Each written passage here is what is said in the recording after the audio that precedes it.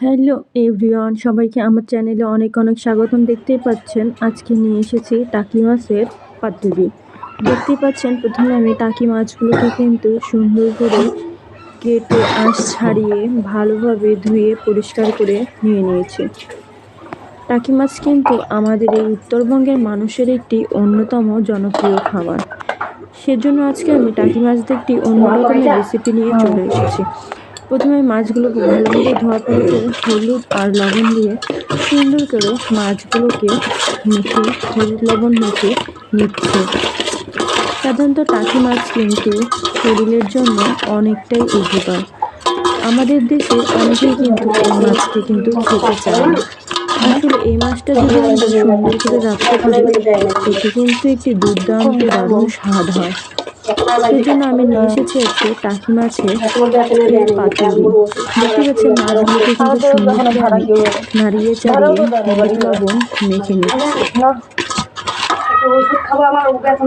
অন্যদিকে আমি কিন্তু কড়াইয়ে তেল গরম করতে দিয়ে দিয়েছিলাম। তেল গরম মোটামুটি আমার হয়ে গেছে।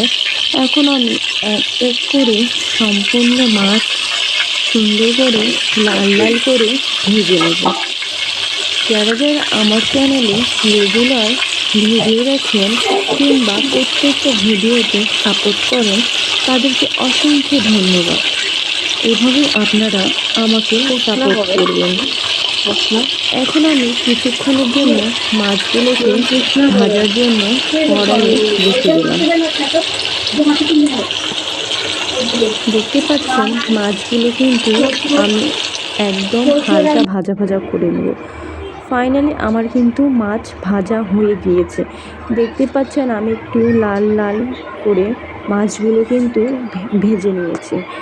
বেশি একটা লাল করেই ভেজেছি, কারণ না হয় এটি কিন্তু রাঁধতে রাঁধতে ভেঙে যাবে।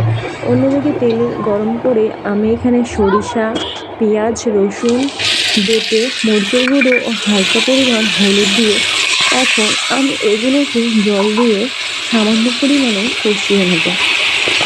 যেহেতু আমি এটা সরিষা দিয়ে পাতুরি করতেছি, সেই জন্য সরিষা প্লাস আমি এখানে একটা রসুন আর একটা পেঁয়াজ সুন্দর করে বেটে নিয়েছি।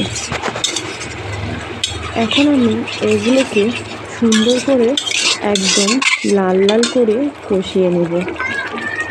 যেহেতু আজকের ওয়েদারটা মোটামুটি অনেকটাই ঠান্ডা, সেহেতু আমার যেহেতু রান্নাঘরটা জানালার পাশে, সেহেতু বারবার করে যে ধোঁয়ার আর বাতাসের কারণে আমার ক্যামেরাটা কিন্তু ঘোলা হয়ে যাচ্ছিল।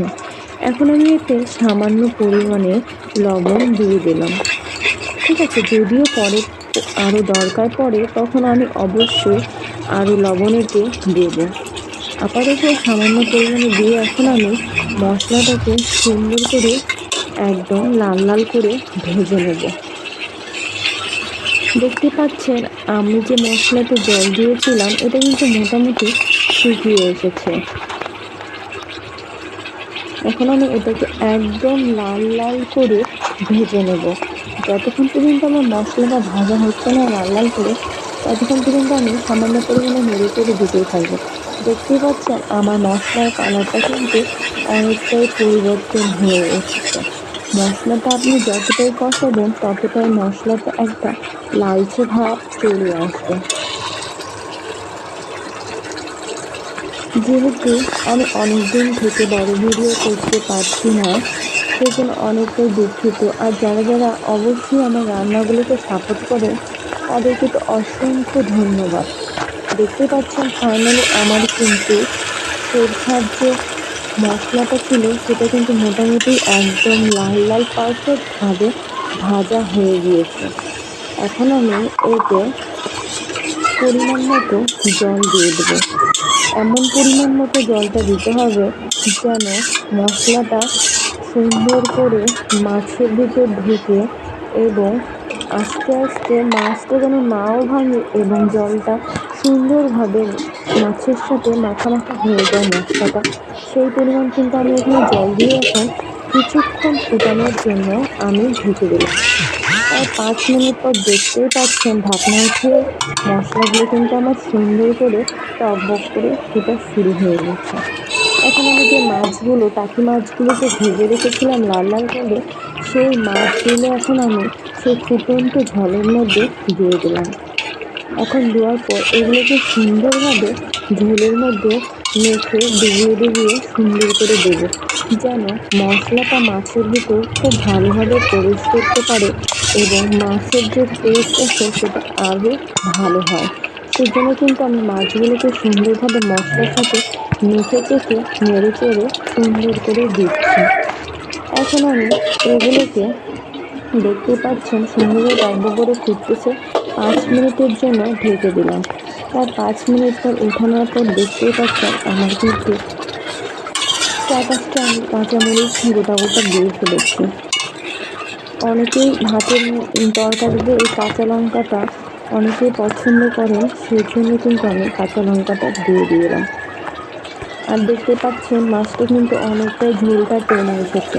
এখন কিন্তু আমি মোটেও আর এটাকে ঢাকবো না, কারণ বেশি ঢাকতে গেলে তখন আমার মাছগুলো ভেঙে যাবে। আমি কিন্তু অতিরিক্ত একটা নাড়াচাড়াও করতেছি না।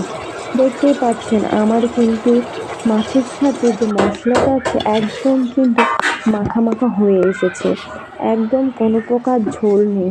দেখতেই পাচ্ছেন ফাইনালি আমার টাকি মাছের সরষা দিয়ে পাতুরি একদম ফাইনালি একটা লুক চলে এসেছে। দেখেই বোঝা যাচ্ছে কেমন হয়েছে। অবশ্যই আপনারা কমেন্ট করে জানাবেন।